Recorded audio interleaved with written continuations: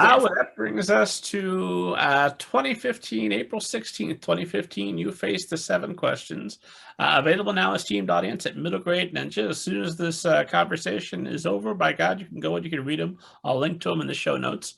But in 2015, you said your 3 favorite books were Alison Bechdel's Fun Home, Sarah Zar's What We Lost, and Kazuo Ishigero's Never Let Me Go. And then also Kate DiCamillo's Flora and Ulysses, Jandy Nelson's I'll Give You the Sun, and Bennett Madison's September Girls. So I think 6 is a fair cheat. People stress so much about that question. I started just openly saying, please feel free to cheat. I don't mean to cause you undue stress, but that's 6 books. Is that still fairly representative of your taste, or are there more books that should be on that list now? I mean, I still love all those books. And actually, it's so funny to hear what I was saying then. I just last weekend read Sarah Zar's new book. She's writing middle grade now.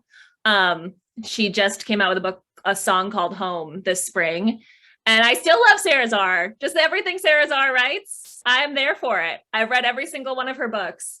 Some of those people, I would love for them to write another book. Like Jandy Nelson hasn't published anything since I'll Give You the Sun. But I'll be there when she does. But I mean, still love all of that. And I love a lot of other things now too. Like I have been reading a lot of fantasy and a lot of mystery since the pandemic. I think both feel kind of escapist. Although I do also like really dark, twisted, weird fantasy. I read over New Year's, I read Middle Game by Seanan McGuire, which is an adult fantasy. Loved it. I thought it was amazing. I'm not sure it would be something that I would represent as an agent because it is such complex adult fantasy, and that's kind of outside of my wheelhouse, but I loved reading it. On the fantasy side, I also really loved Alana K. Arnold's Damsel, which is like an incredibly weird, twisted fairy tale retelling that came out from Balzer and Bray last year. Yeah. That one 2 months ago. Yeah. Blew my mind. It was amazing. Sorry.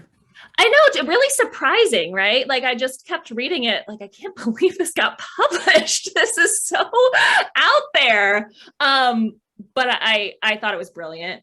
And in general, I think Alana K. Arnold's work is really brilliant. I'm always impressed with what she's doing. On the very much agreed. Yeah. On the mystery side, last month I read Maureen Johnson's Truly Devious trilogy. Do you know those? I know Maureen Johnson. I haven't read the trilogy yet. Oh, they're so good. They're basically 2 interwoven murder mysteries set at this boarding school. One is a cold case that took place in 1930, like a kidnapping and then a murder. And then a teen sleuth comes to the boarding school set on solving the unsolved cold case. And then students start getting murdered all over again. And so, she's simultaneously solving the old murder and the new murders. And it's fascinating because that trilogy, usually murder mysteries are 1 book. She has made it 3. So she stretches both mysteries out over all 3 books, which I was a little wary of when I picked them up, but I had heard so many people recommend them. I wanted to try it. And she makes it work. I think it would be terrifying as an author to have to know all the clues for 3 books when you publish the first one, but she pulled it off. It was very satisfying. Well, probably made more so if you can come along after they're all published and binge them, as opposed to get to the end of the first one and then have to wait and remember all the clues for whenever the next one comes out. I was so mad. I only bought the first one because I wasn't sure I would like them. And then I used the evil Amazon because I wanted the second one so fast and they deliver it fastest. And I was still mad that I had to wait the 24 hours to get book 2. I just bought book 2 and 3 at once and then ran through them.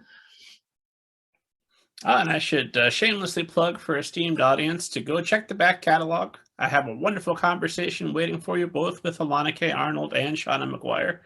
So they're both excellent. Neither of them mentioned you as their agent, which leads me to believe you read things written by people you don't represent and who are you're not going to be representing. Yeah, no, I read a lot. I know that some people in publishing don't have time, and I totally get it, especially like people with young kids. I don't have kids, so I have a lot more time than people who've been trying to parent during a pandemic.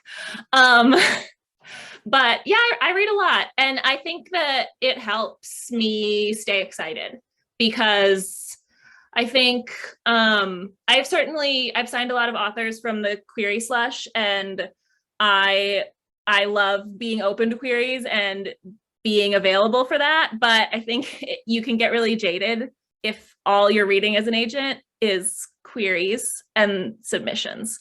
I think for me, I need to be reading published books that blow my mind, like Middle Game or like Damsel, so that I can just think like, authors can do this. Like, I want to find an author who is like writing as outside the box or as creative or is such an amazing world building.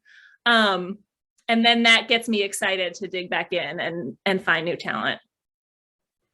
I imagine there's some version of that that's the equivalent of if a writer's teaching lots of fiction workshops for up and coming writers, and they're looking around like, oh, I must be an amazing writer. Look how much better I am than all this stuff I'm reading. Right.